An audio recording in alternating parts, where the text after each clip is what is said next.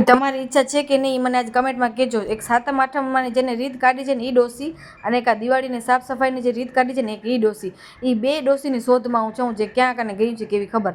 પણ હવે એ બધો આપણે મળવાના નથી, પણ મને પણ મારી ઘરની સાફ સફાઈ કરવી જ પડશે, કેમ કે એટલો ખરાબ થયો છે, એટલો ખરાબ થયો છે કે હું તમને શું કહું। તો ટૂંકમાં મેં પણ આજે છે ને, એટલે હું અઠવાડિયાથી વિચાર તો કરતી હતી ક્યારે ચાલુ કરું, પણ આજે થોડું થોડું ચાલુ કર્યું છે।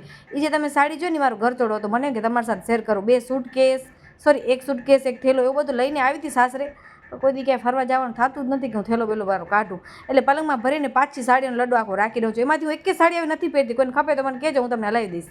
અને બસ એકદમ સારી રીતે આખું પલંગને ખાલી કરી, પછી બધી રજ લઈ કરી, ડસ્ટ આખો સાફ કરી, અને પછી વરી પાછા જે ટપણિયા હતા ને બધાને ભીનો કપડો મારી, પછી કોરો કપડો મારીને બધા અંદર ગોઠવી નાખ્યા, અને પાછું એને કરી નાખ્યો પેક। પતિદેવ જોતા હશે, કહેતા હોય મને કાંઈ કામ નથી કરતી, જો કેટલું કામ કરું આખો દિવસમાં તમારા ઘરના સાફ સફાઈમાં ચાલીને। એમાં પણ તનુની તબિયત નથી, તો મેં કીધું હાલો તને શાક રોટલી વગાડું, પુલાવનો શાક કરશું અને રોટલી કરશું, પછી બધા ભેગા બેસીને જમી લેશું, બીજું કોઈ ઓપ્શન જ નથી। મેં તનુને કીધું તનુ આજ કાંઈક કરીએ, કે ના રસોઈ તારે કરવી જ પડશે। મેં હાલ બીજો કોઈ કાંઈ બોલાય જ નહીં, હાલો જમી લઈએ અમે।